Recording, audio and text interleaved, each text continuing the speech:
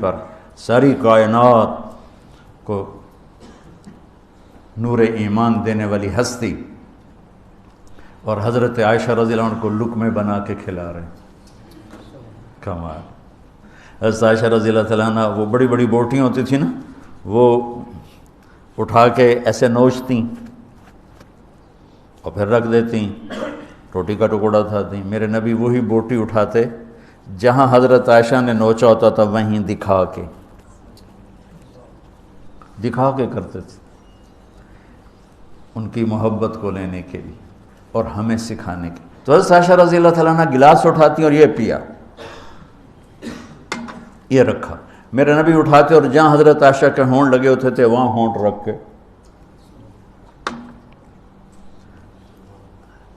یہ زندگی سکھائی ہے۔ یا عائشو، کیا محبت سے بولا عائشہ نے، یا عائشو یا حمیراء، عائشہ آؤ دوڑ لگائیں۔ عائشہ مجھے پتہ چل جاتا جب تو میرے اوپر ناراض ہوتی ہے۔ حضرت عائشہ نے کہا وہ کیسے؟ کہ جب تو میرے اوپر ناراض ہوتی ہے نا تو یہ نہیں کہتی مجھے رب محمد کی قسم، تو کہتی مجھے رب ابراہیم کی قسم۔ جب تو میرے اوپر راضی ہوتی ہے تو کہتی ہے مجھے رب محمد کی قسم، اور جب تو میرے اوپر ناراض ہوتی ہے تو کہتی مجھے رب ابراہیم کی قسم۔ کہ یا رسول اللہ صلی اللہ علیہ وسلم نام ہی آپ کا نہیں لیتی، میرا تو دل آپ پہ کیا، میری جان قربان ہے آپ پر۔ عرب کے ماحول میں اظہار عشق عیب تھا بیوی سے، ہاں معشوق سے اظہار عشق ساری شاعری بھری پڑی، لیکن بیوی سے اظہار عشق عیب، موت۔ اس ماحول میں جس میں بیوی سے اظہار عشق ایک عیب تھا اور معشوق سے اظہار عشق شاعری بھری پڑی ہے، عرب کی شاعری بھری پڑی ہے عشق و معشوقی سے۔ اس ماحول میں میرے نبی سے ایک شخص کہتا ہے یا رسول اللہ من احب الناس الیک، آپ کو سب سے زیادہ کس سے پیار ہے؟ بھری محفل ہے، مسجد الگ نہیں کہ یوں کر کے پوچھ رہا ہو، بھری محفل میں آپ سب سے زیادہ کس سے پیار کرتے ہیں؟ تو آپ نے زور سے کہا عائشہ سے۔ اللہ اکبر، اللہ اکبر، ہائے ہائے ہائے ہائے ہائے۔ وہ تو ہل گئے، وہ کہنے لگے، ان کی تو سمجھ میں نہیں آئی بات، تو انہوں نے کہا یا رسول اللہ میرا مطلب ہے مردوں میں آپ کس سے زیادہ پیار کرتے؟ تو آپ کو اندازہ ہو گیا بھائی کیوں یہ پوچھ رہا ہے، اس کو ہضم نہیں ہوا جواب۔ تو آپ نے کہنا تھا ابو بکر سے، تو آپ نے فرمایا مردوں میں عائشہ کے ابا سے، ابوہا، عائشہ کے ابا سے۔ کیا زندگی سکھائی۔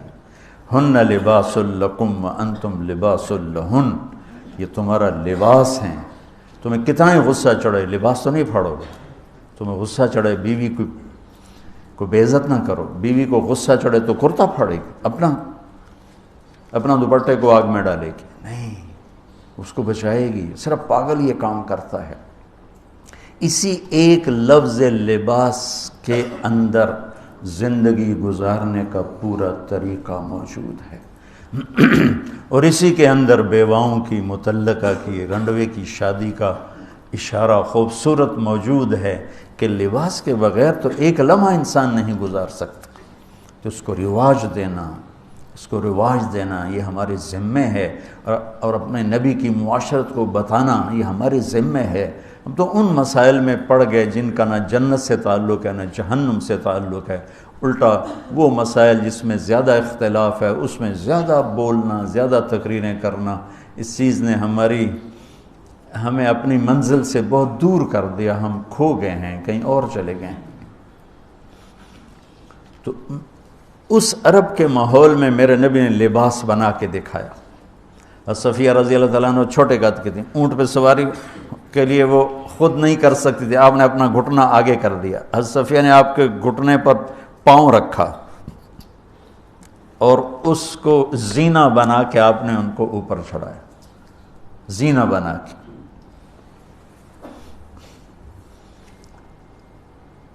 جہاد کے سفر سے واپسی ہو رہی ہے، سب صحابہ سے کہا آگے نکل جاؤ، سب آگے نکل گئے، اتنا نکلے کہ غائب ہو گئے، نظر نہیں آ رہے۔ تو آپ نے کہا عائشہ دوڑ لگائیں، اللہ، عائشہ دوڑ لگائیں۔ ہم نے کہا جی لگائیں۔ تو حضرت عائشہ فرماتی ہیں میں نے دوڑ لگائی، میں آگے نکل گئی، آپ پیچھے رہ گئے۔ کچھ سال گزر گئے، جہاد کے سفر سے واپسی ہو رہی، آپ نے کہا عائشہ دوڑ لگائیں؟ میں نے کہا جی لگائیں۔ ہم نے کہا چلو بھائی آگے چلے جاؤ، سب آگے چلے گئے، غائب ہو گئے۔ تو کہنے لگے میں نے دوڑ لگائی، میں موٹی ہو گئی تھی، میں پیچھے رہ گئی، آپ آگے نکل گئے۔ تو آپ نے کہا حاضی بتلک، اب ہمارا تیرا حساب برابر ہو گیا۔ آپ بچوں زندگی تو پڑھو کہ تمہارے نبی نے کیا خوبصورت زندگی گزاری ہے۔ ایک صحابی کہتے ہیں دائم الفکرہ متواصل الاحزان، کیسے تھے ہمارے نبی؟ تو وہ جواب دیتے ہیں بڑے غمگین، بڑے فکر مند۔ ٹھیک ہو؟ یہی سوال ایک شخص حضرت عائشہ سے کرتا ہے کیسے تھے ہمارے نبی؟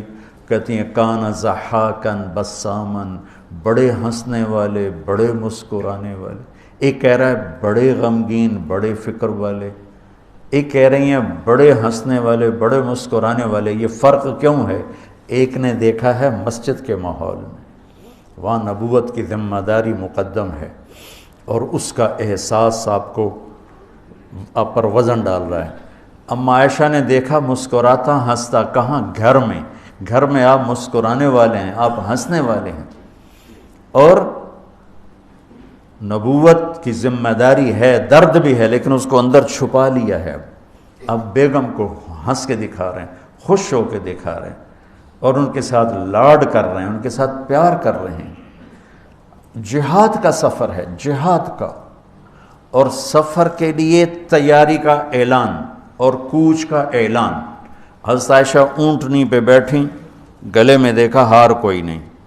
کہا یا رسول اللہ میں تو نہیں جاؤں کہ میرا ہار گم ہو گیا، میرا ہار پہلے ڈھونڈوائیں۔ سارے لشکر کو ہار پہ لگا دیا۔ آپ کہتے تیرا دماغ خراب ہے؟ میں جہاد میں تیرے لاڈ اٹھاؤں اور تیرے ہار کے پیچھے میں سفر کینسل کروں؟ چلو چلو۔ آپ نے کہا چلو بھائی عائشہ کا ہار ڈھونڈو۔ سارے ہار ڈھونڈنے میں لگ گئے، سارے۔ یہ میں کہاں سے، کوئی میں فرضی قصے سے بیان کر رہا ہوں، گھڑ گھڑ کے بیان کر رہا ہوں؟ تمہیں اپنے حبیب کی سیرت سے اٹھا کے دے رہا ہوں۔ کوئی آپ کسی سیر پہ نہیں نکلے تھے کہ کوئی بات نہیں سفر کینسل کرو، جہاد کا سفر ہے، اور آپ کہہ رہے ہیں عائشہ کا ہار ڈھونڈو۔ آپ دیکھ رہے تھے کہ آگے عورتوں کے ساتھ کتنے کتنے ظلم ہوں گے۔ تم کو بھی سنو ان کی چیخیں اور آہیں جو میں سنتا ہوں، تمہارے کلیجے پھٹ جائیں کہ کس قدر ظلم ہے۔ اور تمہیں عجیب بات بتاؤں، یورپ میں نظر آتا ہے عورت بڑی آزاد ہے، یورپ کی عورت پر یہاں سے بھی زیادہ ظلم ہوتا، دیکھنے میں وہ آزاد نظر آتی، لیکن اوف اللہ اللہ۔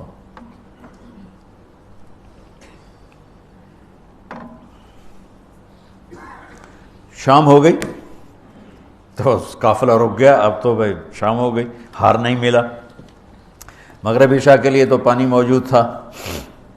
اب عشاء پڑھنے کے بعد پانی ختم، چونکہ خیال تھا بھائی اگلی منزل پانی ہے تو وہاں جا کے نماز پڑھیں گے، تو اب پانی کوئی نہیں ہے، اور سب نے ابو بکر صدیق رضی اللہ تعالیٰ عنہ کو تانے دینے شروع کیے، تیری بیٹی کی وجہ سے اب فجر کی نماز کا کیا بنے گا، اب تو پانی کوئی نہیں، وہ وضو کیسے کریں گے، تیمم کی آیت ابھی آئی نہیں ہے۔ تو حضرت ابو بکر صدیق کو غصہ چڑھا، وہ گئے اللہ کے نبی کے خیمے میں، وہ تو باب تھے، تو آگے اللہ کے نبی حضرت عائشہ کی گود میں سر رکھے سو رہے تھے، حضرت عائشہ یوں بیٹھی ہوئی تھی۔ تو اب کیا کریں، وہ سوئے ہوئے ہیں تو بول تو سکتے ہی نہیں، تب وہ چہرے سے ان کو ڈانٹ رہے ہیں۔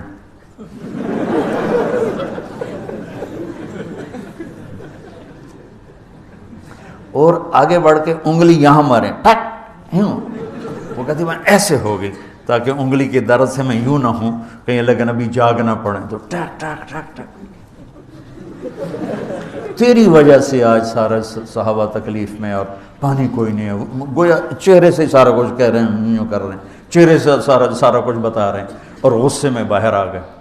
اللہ کے نبی کی آنکھ کھلی، پتہ چلا پانی کوئی نہیں، نماز کا ٹائم ہے۔ اللہ نے کہا چلو فتیمموا صعیدا طیبا، چلو بھائی مٹی سے تیمم کرو، ہم نے تمہیں پانی سے بھی بے نیاز کر دیا۔